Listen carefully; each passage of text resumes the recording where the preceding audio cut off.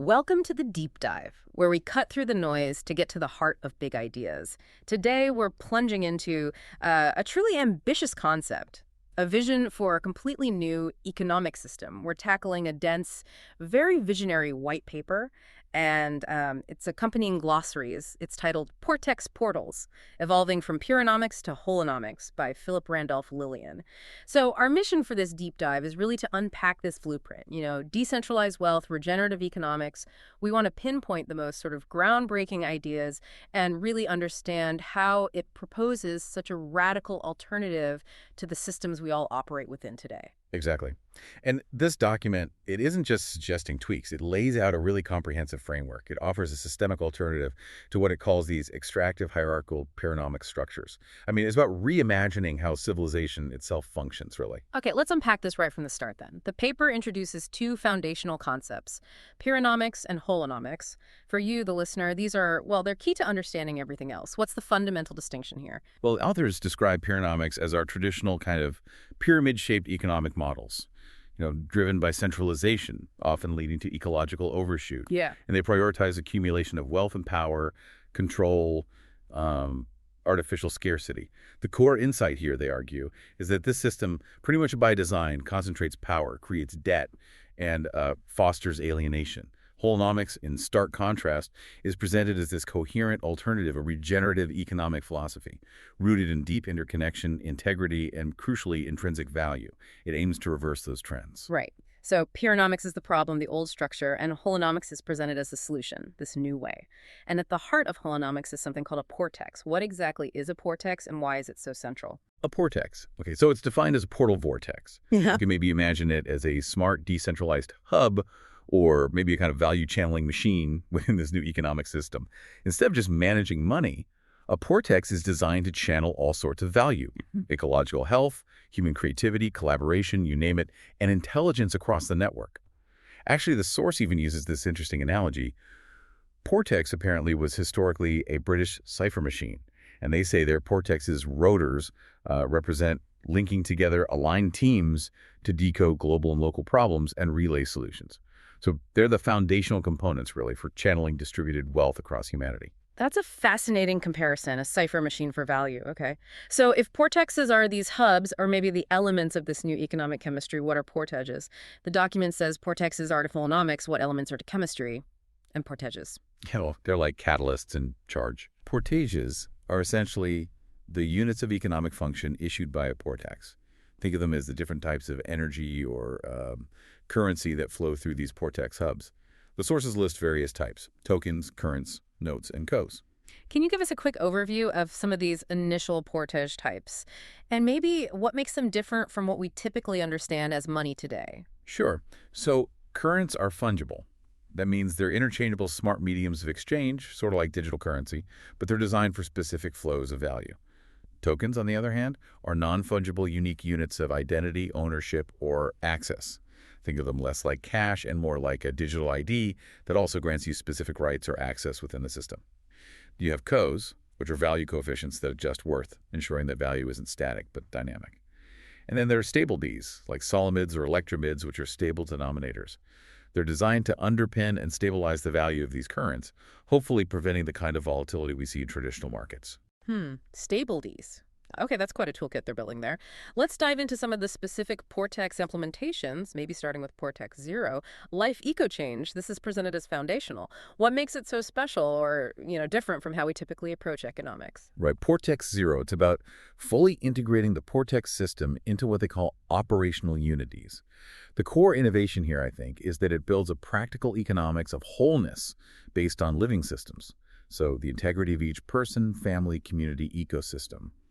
That's the basis. This is a really stark contrast to traditional economics, which, let's face it, often treats the world like a giant machine based on thermodynamics or abstract, disconnected markets. This aims for accelerated evolution by intelligently combining both closed and open, centralized and decentralized operating structures, creating a system that behaves more like a natural organism, essentially.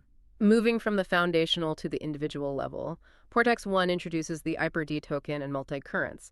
This sounds like it really brings the individual into the system in quite a profound way. Tell us about this hyper-D token. Yeah, the hyper-D token. It's described as a 9D identity-based intelligent token, which sounds complex, but here's the key bit. It's linked to multi-currents and reward systems, and it even has a 10th digit for unique subtoken addresses. The transformative potential they're aiming for is that it's designed to connect you, the token holder, directly to benefits and utilities through what they call hyper-D fractal team rings. So it's not just some static digital ID. It's meant to be a living, evolving representation of your contributions and access within this holonomic system. Okay, 90 tokens, fractal rings. It's pretty conceptual. So how does this actually connect to something tangible for you, the listener, like, daily life, shopping, maybe your well-being? All right, good question. This leads directly to concepts like the Holomid, which is envisioned as the main market and distribution portal, and Coherence, which they describe as a curated shopping and value amplification ecosystem. So, for example, when an Hyperduke token holder acquires something within this system, gift currents are generated. These are described as soul-valued barter tokens issued to meet well-being needs or contributions. The vision is incredibly ambitious. Like, imagine every child having an augmented genius Ogden, personal coach, psychologist, confidant in their pocket, powered by this system. It fundamentally tries to redefine economic exchange from just a transaction to contribution and mutual well-being. Wow. So these gift currents represent real value in goods and services, and they can facilitate virtual barter through a void with bonuses for engagement. The source actually states this moves the power to create the flow of value down from the pyramid apex to an awakened collective commons. That is a huge shift in power dynamics, isn't it? It's intended to be, yes, a complete inversion of the pyramid. We've talked about the individual, the foundation. Let's consider stability. How does this system actually stay stable? Portex 2 introduces solimids and electromids.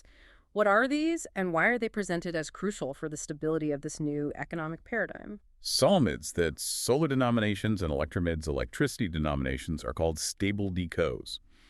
Now, the crucial point here is that they are not currencies themselves. They don't circulate like money. Instead, they are stable measures of account. They underpin and stabilize the value of the circulating currents. Think of them maybe as a bedrock for value, a bit like how the gold standard used to function conceptually, but based on universally understood energy metrics instead of a scarce metal. That's a bold claim, though. Electricity as a universal economic stabilizer. I mean, while it's certainly universal, does the paper address potential challenges, like differing production costs around the world, or even the environmental impact of how that electricity is generated? How does it truly ensure stable valuation in such a volatile world? That's a fair point. The source argues that electricity is universally produced and consumed with the scale and resolution needed to represent pretty much any human endeavor. It's central, they say, to every economy and process, possessing an elemental, timeless, and universal value. Unlike fiat currencies, or even crypto, which can be prone to political whims or speculation, it's presented as this sort of natural, unmanipulable reference point, offering a foundation for rational, stable valuations that don't depend on fluctuating trust or central authority. They seem to believe its elemental nature bypasses those kinds of challenges. Interesting. Okay, we've explored the building blocks, the individual token, and how value is stabilized. But a new economy isn't just about currencies. It's also about how people organize and collaborate, right? So shifting gears a bit to a larger scale, the paper introduces a really fascinating approach to collective action in Portex 25. Holoteams.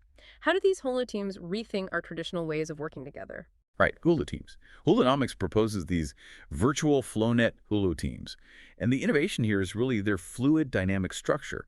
They're described as open to energy but closed to waste, and operating with membrane-linked decentrality. So that's a really stark contrast to traditional hierarchies, isn't it? Members join based on genuine resonance, shared skill, and aligned action intent, rather than just being assigned top-down. It's all about self-organizing for optimal flow and coherence. That is a big departure from conventional team structures. Very different. So if these teams are so fluid, what are the key tools they actually use to get things done? And importantly, how do they quantify their impact or share the value created? Good question. They use something called collaborocurrence to quantify and distribute value from collaborative efforts. So basically how value gets shared based on actual contribution. Then there are coherocurrents, which are designed to enhance group coherence, morale, and wellness, recognizing that team health itself is economic value in this model. Each team type is also empowered by specialized key set tokens for specific functions like communications or creative production. These act almost like dynamic access passes or skill badges, and projects move forward through something called manifest stream protocol, which are essentially described as action plus result queues, ensuring clear, coherent execution. Okay, currents, currents, key set tokens. Lots of new terminology. Let's maybe zoom out now to the really grand vision. Portex 26 is titled Prototyping the Emergent Civilization 3.0 Coin. What's the ultimate goal here? What does this coin represent? Well, this Portex aims to, and I'm quoting here, seed and prototype the economic architecture for a post-paradigmic planetary civilization, decentralized, regenerative, and coherently intelligent. The core idea, which is pretty revolutionary, is we do not need to reform the pyramid, we need to leave it. It's about building an entirely new system from the ground up, rather than just trying to fix the old broken one. Wow, leave the pyramid.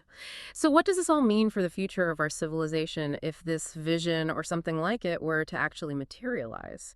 Well, it suggests that Civilization 3.0 emerges after the collapse, or maybe the obsolescence, of exploitative economics, drawing on what they call humanity's latent coherence and creative capacity. All economic functions get recoded. Currency issuance, for instance, gets tied to real value and well-being, not debt like now. And the Wholonomics coin itself isn't mined like Bitcoin. It's explicitly stated. This coin is not mined. It has grown through action-based coherence. It's issued to support regenerative infrastructure, education, eco-restorative local economies. Operating on layers from the locomid, these local cells, up to the globomid, a planetary mesh of portexes. It's really a redefinition of growth itself. Grown through action-based coherence. That's powerful. And perhaps the most impactful vision comes next. Portex 27, ending World War Zero coin. First, what is this World War Zero, and how on earth does a coin propose to end it? Yeah, World War Zero. It's defined not as a traditional war between nations with armies and borders, but as a kind of underlying systemic war of extraction, waged against ecosystems, against human well-being, and even against meaning itself. The WW0 coin is designed to function as an active peace treaty, a mechanism for reconciliation between humanity and Earth, and also between these extractive and the regenerative systems. It's proposed as a literal financial instrument for peace. That's a really potent framing, a war of extraction. So what are the strategic goals of this coin, then? Beyond just being a symbolic peace treaty, how does it work? Well, its objectives include things like demilitarizing value, taking the profit out of conflict and destruction. Also, eco-compensating for ecological restoration, basically funding the healing of the planet, psych-repair for human healing and culture building, and even declaring Earth's sovereignty, recognizing the planet's inherent rights within the economic system. The coin itself is issued upon verified peace contribution, restorative work, or regenerative project. And the source puts it very provocatively. Ending war begins with encoding peace into our tools of value. It's about valuing the repair, not the damage. Making peace profitable, essentially. Encoding peace into value. Let's transition now to a truly unique concept that really pushes the boundaries of traditional economics. Portex 28, Coherence Field Reserves, CFRs, talks about the value of stillness. How can stillness, just sitting there, possibly be a reserve in an economic system? Right. CFRs propose this really radical shift. Instead of basing reserves on tangible assets like gold or foreign currency, they're built on abstract qualities like coherence, potentiality, and yes, stillness. Not on extraction or speculation. The real insight here, I think, is this provocative idea that non-doing or non-extraction can actually be a source of economic stability and value. It effectively values untouched natural ecosystems or even deep contemplative states as precious economic capital. The core principle, they state, is the most stable form of wealth is coherent stillness. Okay, but how on earth are these reserves measured, if not by traditional volume or price? This seems incredibly abstract, almost unquantifiable. It is abstract, but they do propose ways to measure it. Not by volume or price, as you say. Instead, they look at qualities like how long something maintains its harmonious state, how intricate and well-ordered its internal structure is, and its positive ripple effect on its surroundings. Yeah. The white paper even provides a formula for this, lots of Greek letters. But the key takeaway isn't really the math itself. It's the idea that value can be quantified by the quality and duration of positive, stable, systemic harmony, not just by material quantity. Imagine, they suggest, a planetary reserve, not of gold bars in a vault, but of ancient forests that have stood uncut for centuries, generating immeasurable ecological and, well, spiritual value. That's the kind of reserve they're talking about. A reserve of ancient forests. That's a profound redefinition of wealth. Okay, following this theme of unconventional value, Portex 29 introduces temporal trust vaults. This sounds a bit like intergenerational wealth transfer, maybe like trusts, but with a significant twist, right? Precisely. TTVs, temporal trust vaults. They're described as time-bound, smart contract-bound containers for encoded value. And this value isn't just financial, it includes emotional, cultural, ecological value too. The idea is that this stored value grows and only releases based on future alignment with the original intent. The sources say it does not just store assets, it stores intent, values, coherence, memory, and continuity. So the innovation is that it aims to store the spirit of the gift, the underlying purpose, not just its material form. And what's really fascinating here is the idea that these vaults can only be opened when their spirit is met. How does that actually work in practice? What triggers the release? Exactly. They can have chrono-based triggers, like opening on a specific future date, or event-based triggers, maybe when a certain ecological milestone is reached, for example. But the most intriguing, I think, are the coherence-based activation triggers. This means the vault might only unlock when a recipient, or maybe even a collective, achieves a specific state of alignment or resonance with the original values and intent encoded within it. The guiding philosophy is incredibly powerful. We do not pass wealth forward, we pass resonance. We pass resonance. Wow. Okay, next, Portex 30 talks about the metafield, consciousness as economic substrate. This is another concept that just completely flips our usual understanding of value on its head. How does consciousness itself fit into an economic architecture? Well, this Portex introduces a truly radical idea, perhaps the most radical so far. That our consciousness itself, our awareness, our intentions, even where we focus our attention, isn't just, affected by the economy. It's proposed as a fundamental building block, a substrate of the economy. Think about it this way. What do social media companies or advertisers essentially monetize? Our attention, right? This system takes that insight much further. It proposes that our coherent, focused attention, our presence, isn't just valuable, it can literally become a source of economic value generation, creating new tokens and contributing to the stability of the entire system. They say every economy already rides on attention. The metafield makes this explicit. So in this system, tokens aren't just earned by, say, producing goods or services, but by something as seemingly abstract as presence and coherence. How would that even be tracked? Precisely. It involves concepts like consciousness oracles, mechanisms to sense this coherence, and the issuance of things like metatokens, attention currents, and presence keys. These are generated based on verified conscious contribution and sustained coherence. There's even a formula mentioned, V equals asisic TP, involving attention factors and presence duration. But the core idea is to align inner and outer wealth structures, creating an economy where your internal state, your presence, your focus directly contributes to external value creation. Okay, if consciousness is the substrate, this leads us directly to Portex 31, the oracular ring, described as meta-decision architecture transcending voting. How does this new form of collective decision-making work if it's not voting? Right, the oracular ring. It's envisioned as a field-based system for collective coherence sensing. Instead of reactive voting or polarized consensus building, it relies on what they call oracular insight emerging from the collective field. It's described as a living field organism of conscious agents and AI symbiotes. The goal isn't democracy, not autocracy, but something they term coverocracy, governance based on the deepest collective coherence and wisdom that can be sensed, rather than just majority opinion or top-down decree. And the process involves something called decision glyphs. That sounds very symbolic, almost mystical. How does that work? Yes, decision glyphs. The process, as described, avoids simple binary yes-no questions. Instead, after collective coherence scans and a period of sacred time field preparation, their terms networked metasensors log subtle coherence fluctuations and resonance spikes within the collective group focusing on an issue. Then a symbolic compression engine creates a decision glyph. This isn't an answer, but a complex symbolic representation of the emergent truth or the most coherent path forward.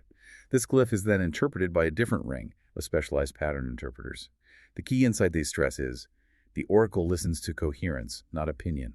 It's about finding the highest common harmony, not just forcing a compromise. Listening to coherence, not opinion.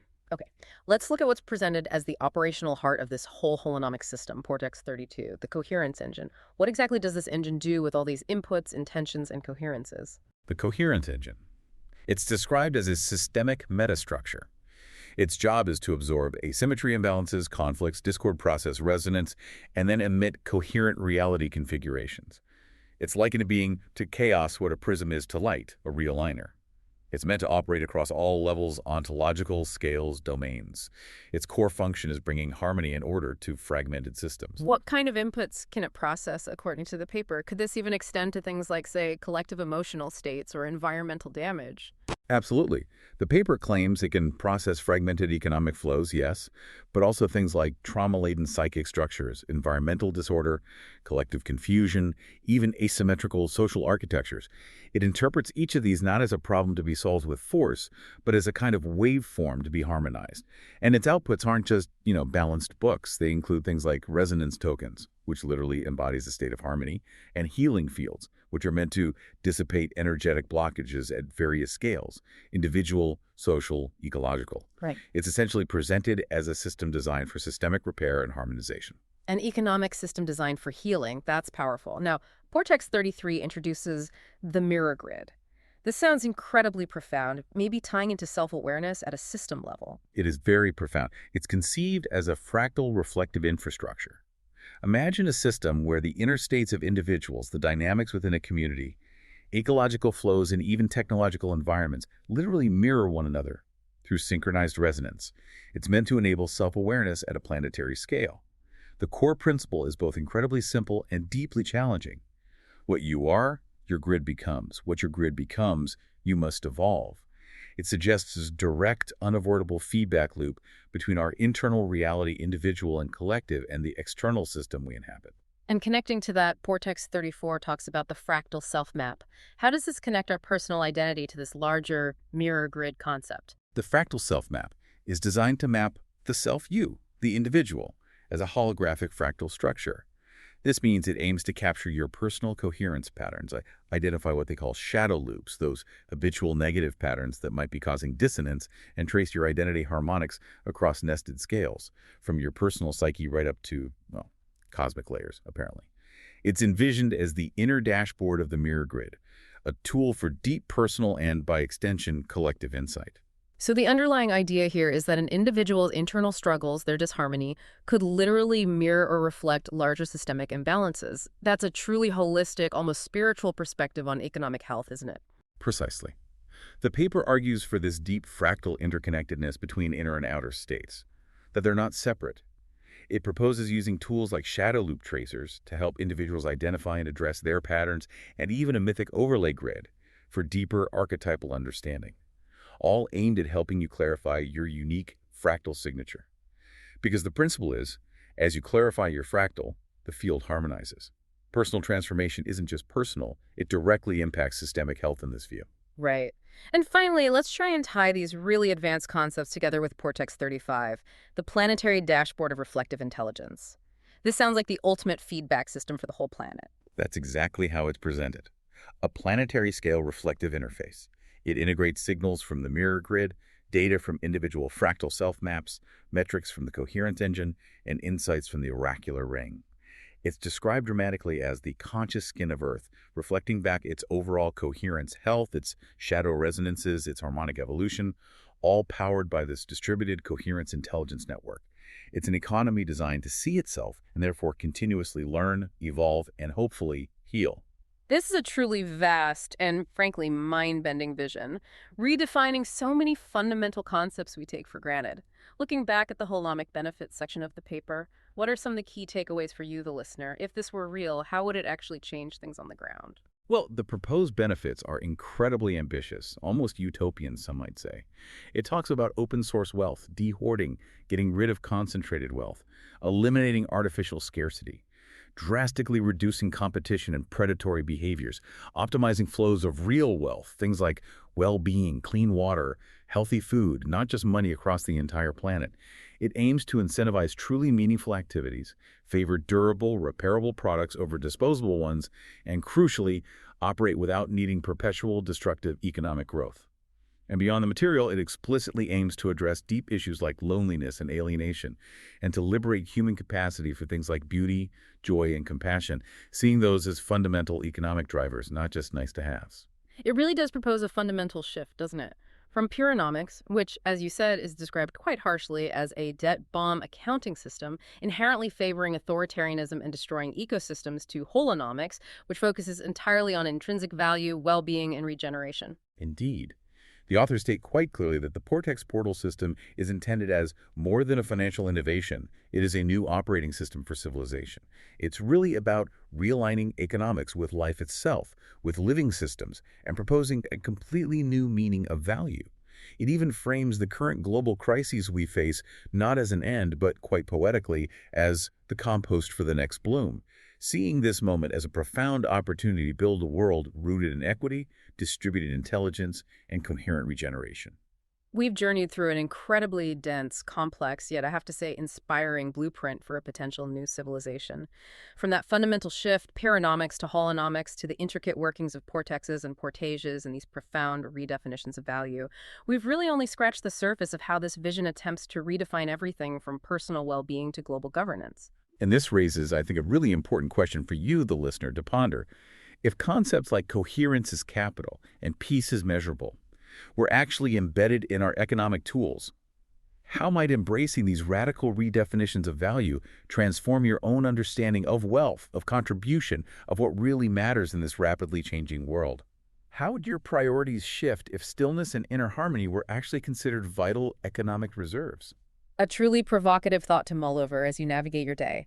Thank you so much for diving deep with us into this complex material.